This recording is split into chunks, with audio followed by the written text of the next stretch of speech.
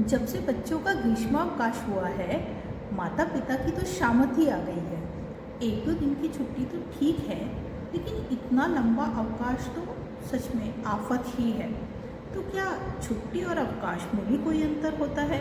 आप कहेंगे भला ये भी कोई बात हुई, छुट्टी और अवकाश तो एक ही बात है ना। आइए इन दोनों शब्दों को समझते हैं।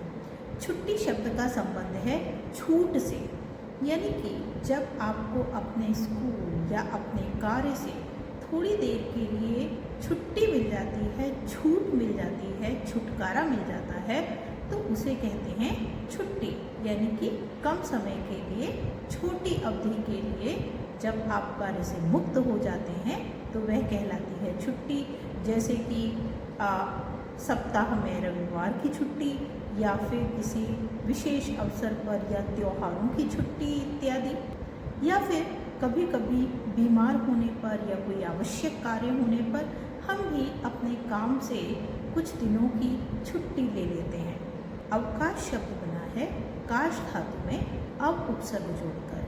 काश का अर्थ होता है चमक, जैसे कि काश में प्र उपसर्ग यदि जोड़ दिया जाए तो प्रकाश बनता है ना, यानी कि विशेष चमक।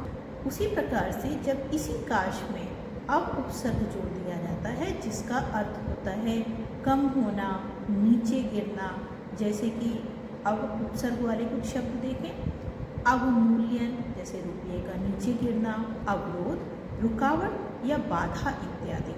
तो इस प्रकार अवकाश का अर्थ हुआ काश, यानी कि चमक में कमी होना, जब कोई लंबे समय तक दिखाई ही ना दे।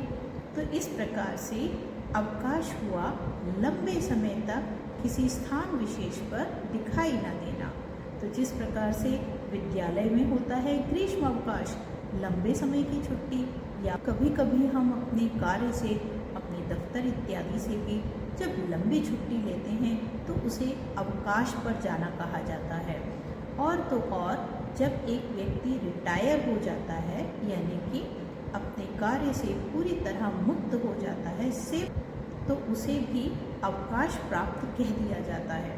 तो संक्षेप में छुट्टी होती है कम समय के लिए काम से मुक्ति, लेकिन अवकाश होता है लंबे समय के लिए और कभी कभी स्थायी रूप से कार्य से मुक्ति अवकाश कहलाती है।